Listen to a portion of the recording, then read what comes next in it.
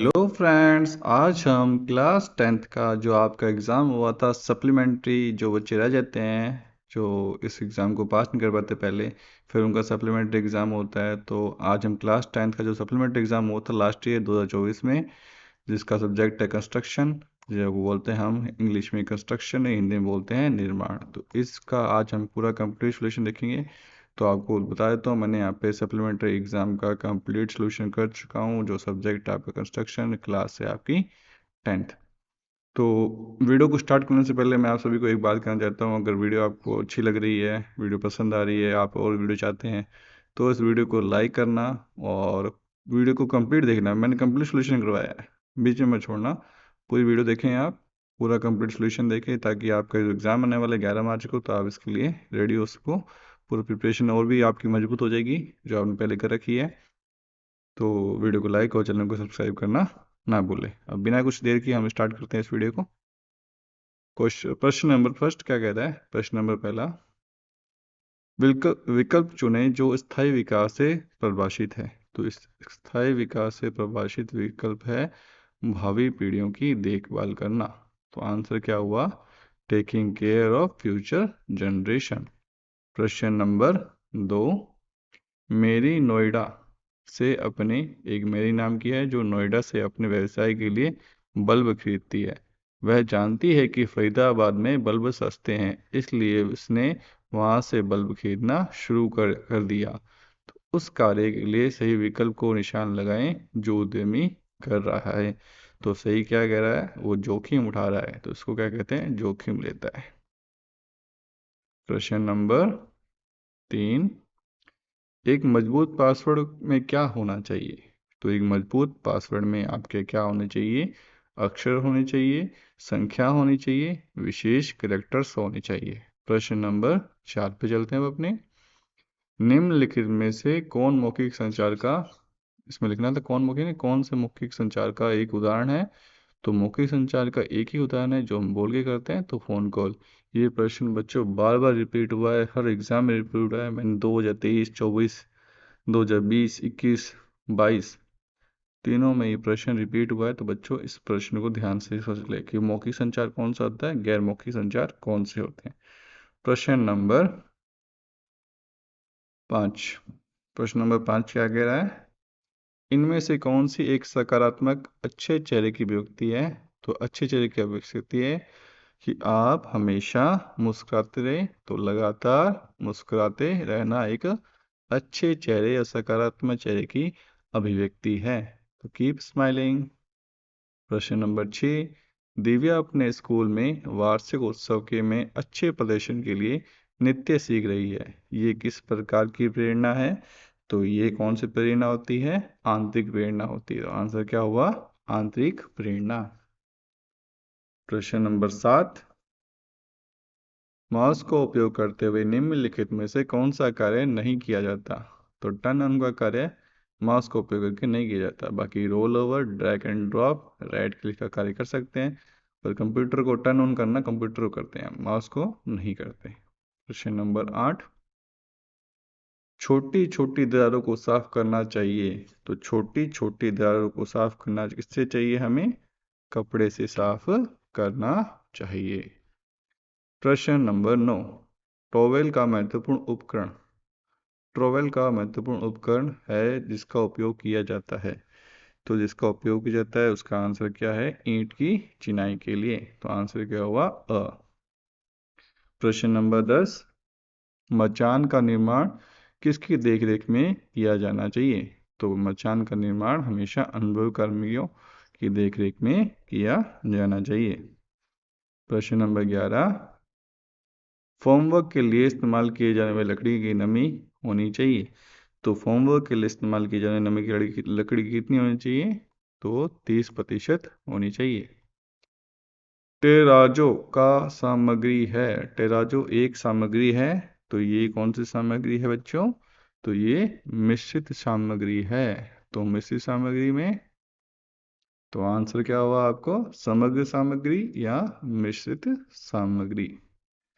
प्रश्न number 13, ceramic tile बनी होती है तो सिरेमिक टाइल हमेशा मिट्टी के रेत से बनी होती है।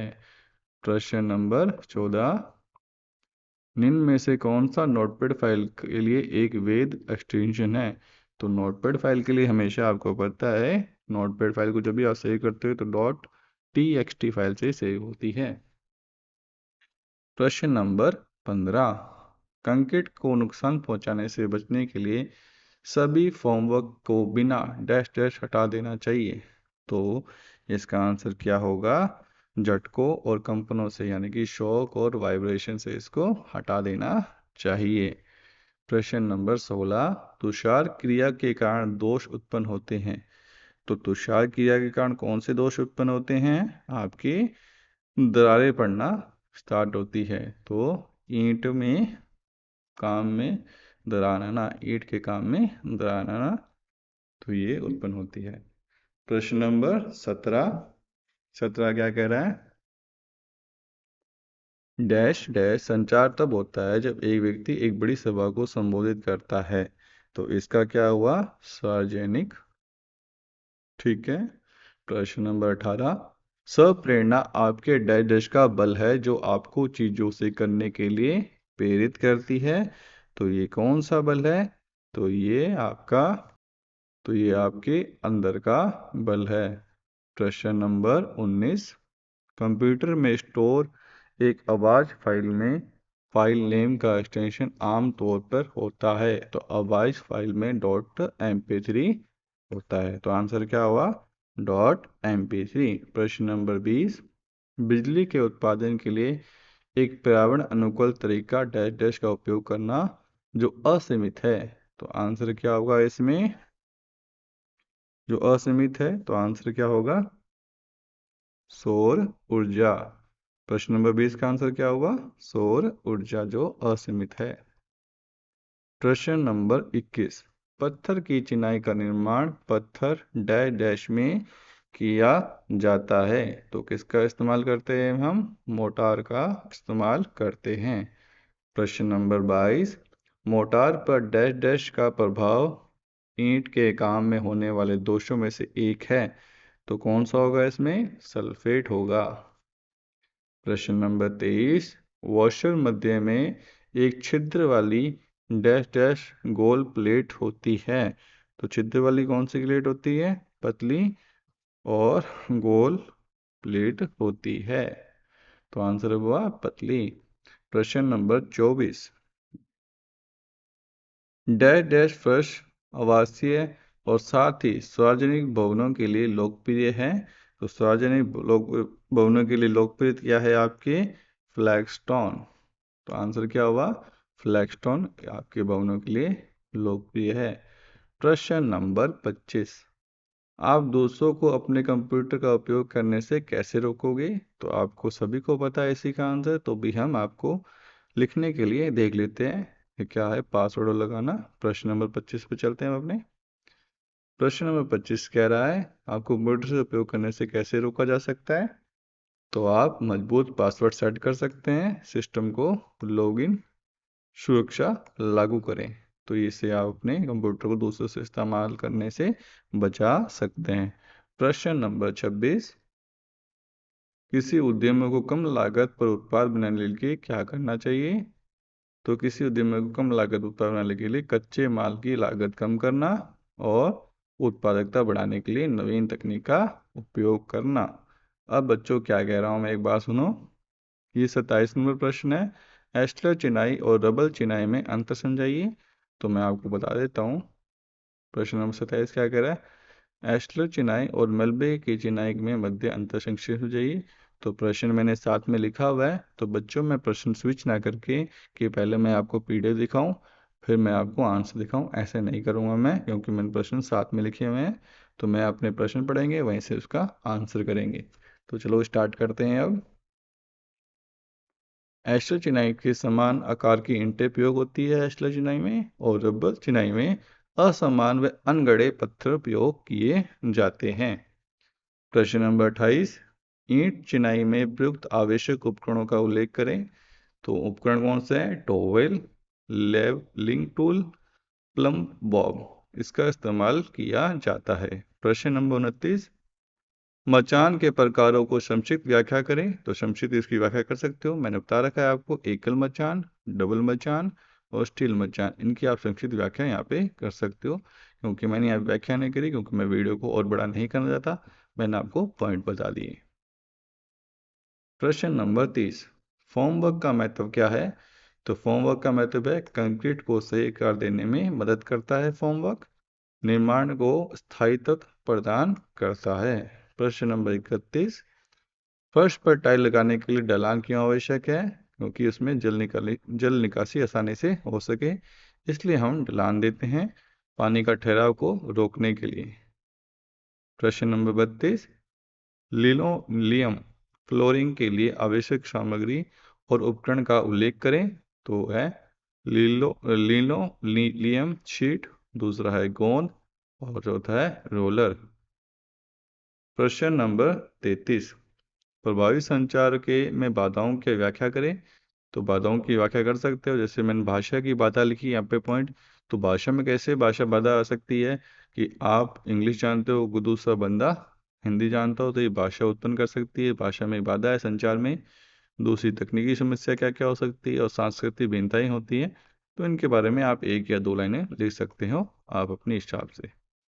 इसी के अथवा में एक क्वेश्चन है, प्रश्न नंबर 33 का अथवा क्वेश्चन हम पढ़ लेंगे प्रश्न बुक से।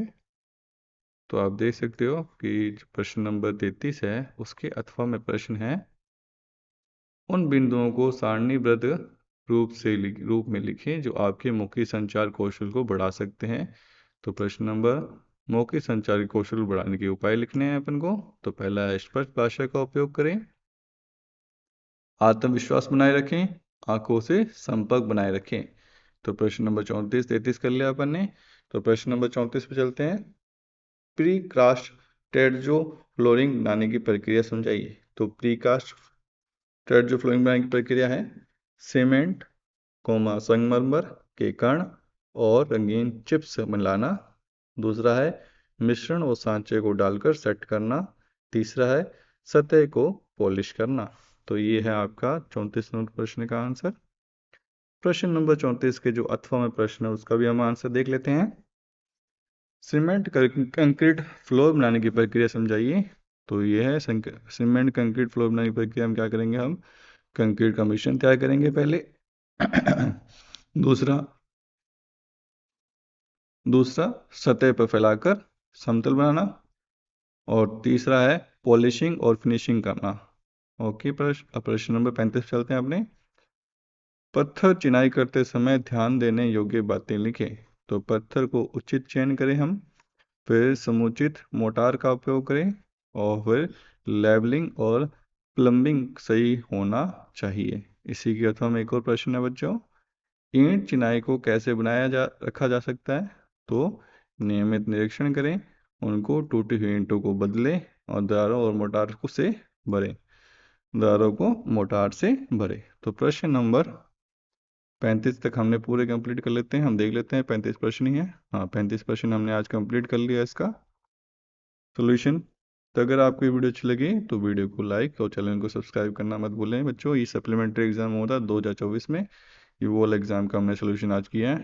तो ज़्यादा से ज़्यादा वीडियो को शेयर, ज़्यादा से ज़्यादा वीडियो को लाइक, ताकि मैं आपके लिए और वीडियो ला सकूँ और प्रश्न ला सकूँ और उसको सोल्यूशन कर सकूँ। तब तक के लिए धन्यवाद, बाय।